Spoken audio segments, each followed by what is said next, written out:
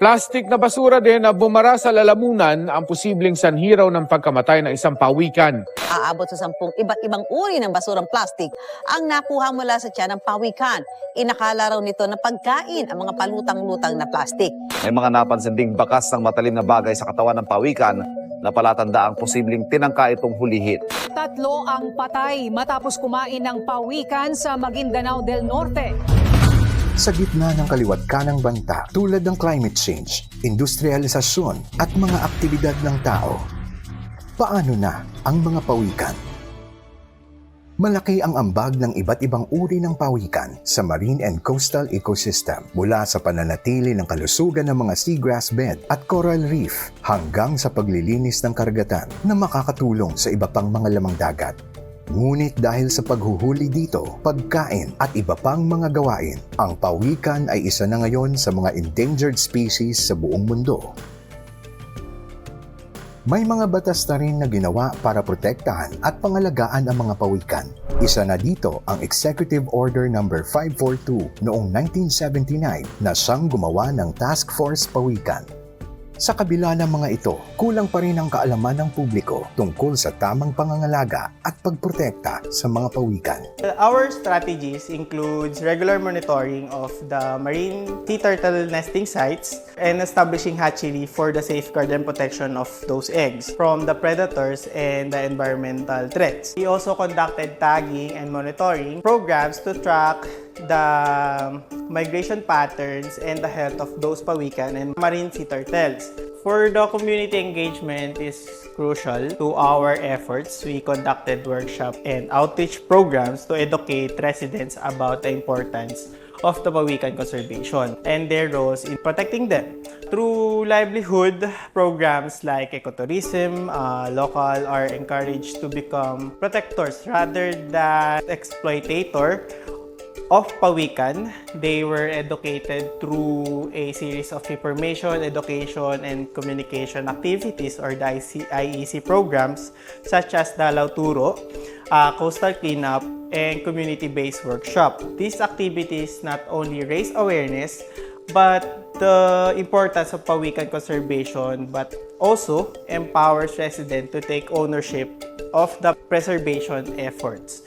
Ang pangangalaga at pagprotekta sa mga pawikan ay kabilang sa mga pangunahing layunin ng ilang mga kumpanya base sa kanilang corporate social responsibility.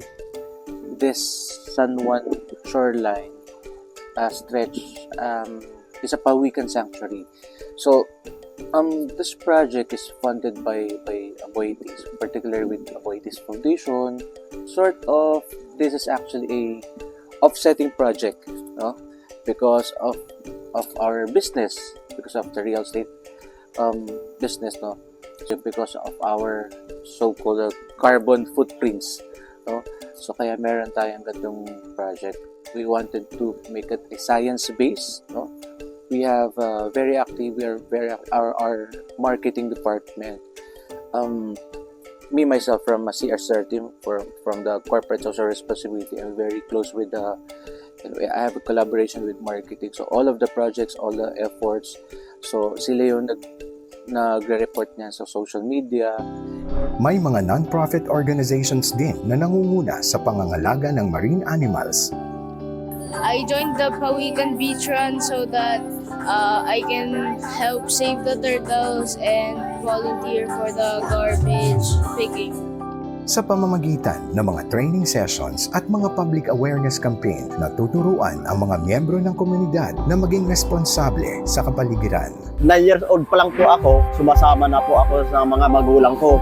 Sila po yung naghubog sa akin kung paano po humanap ng nest ng pawikan. Ang trato po namin sa mga pawikan noon, nung bata pa ako parang ginagawa lang namin siyang laruan. Yung mga itlog niya, kinakain namin. Tsaka yung turtle meat noon, ginagawa namin din pong ulam. Noon, sabi ng mga matatanda sa amin, may benepisyong maibibigay sa amin yung karne at itlog ng mga pawikan. Nung nakilala ko na po yung kurma, nagkaroon po kami ng trainings. Doon ko po nalaman na ang mga negative na impact pala na maibibigay ng turtle meat at saka yung mga itlog. At saka nalaman ko din po doon na ang mga pawikan pala ay endangered na po sila lahat. Bibihira na lang po yung umaakyat kasi due to mga bagyo, nasisira po yung mga nesting ground nila. Inaabot po ng alon, kaya hindi po sila makapag-nest ng maayos. Kami po nabuo yung samahan ng Gatak Pawikan Patroller. Una namin ng pasinto na matutukan, maiayos ng maiayos. Pero tayong kasama dito na dating OFW, dating co-chair, ngayon encourage na siya mama sa amin. Tinuruan din kasamahan nating mga barangay. Itinuturo din namin sa kanila yung sa mga member natin pag-evaluate, pagbabaon, then pati nga pagsusukat ng kusan ng itlog, tapos yung paggamit ng GPS, o din sa paggamit ng flashlight, kailangan siyempre red light. Inaano natin yung kapataan dito na katulad ng SK, sinasama natin sila. So nagkakaroon tayo ng coastal cleanup. Mamaya o bukas, meron tayong kasama na mag-join sa patrolling. Nag-join tayo sa patrolling, siyempre, nandun yung orientation kung paano mag-patrol, paano yung mga paano yung gagawin. Din yung lugar na katulad ng walang patroller, unti-unti natin sila matuturuan. Then sa ating ecosystem, nakatulong tayo dito sa Pawikan. Para din tayong katulungan ni Pawikan kasi minsan may nag-donate ng kung ano-ano, gamit, nagdadala ng bigas. So nakasama din natin yung community, nagkakaroon tayo ng interaction sa community. Naisasama natin yung mga 40s natin dito para matulungan din sila. Paano pa natin mapapalawak ang kaalaman tungkol sa mga pawikan?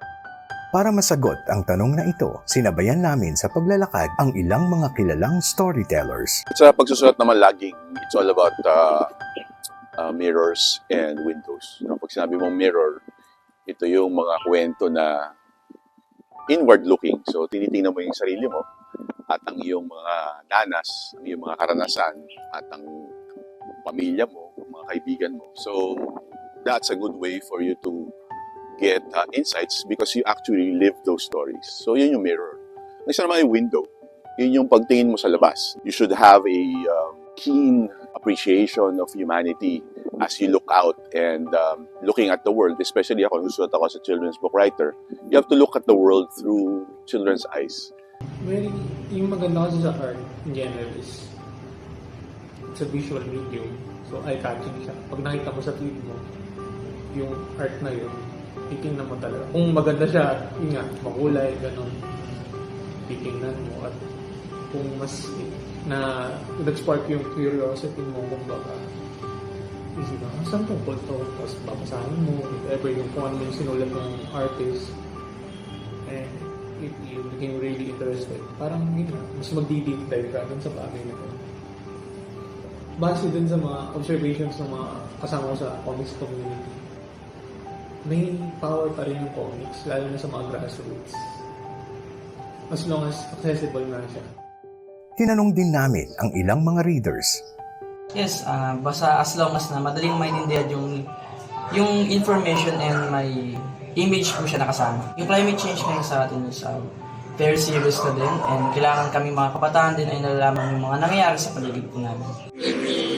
Pwedeng gamitin ng mga mainstream creators katulad ng pawikan sa characters para at least yung awareness sa mga more mature audiences like kids and ups, mas maging aware sila.